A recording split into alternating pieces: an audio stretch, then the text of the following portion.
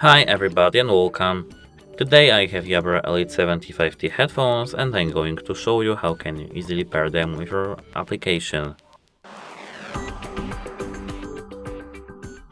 At first you have to open your application and here you just have to click Allow Bluetooth. Now you have to click Allow. As you can see, welcome to Jabra Sound Plus. Here you just have to wait a moment.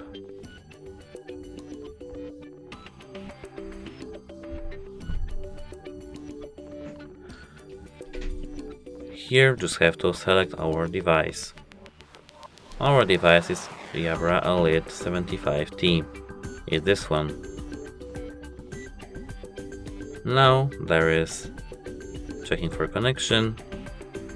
And as you can see, connection successful. Now we have to click OK. And here we have some tips. And just we can click skip.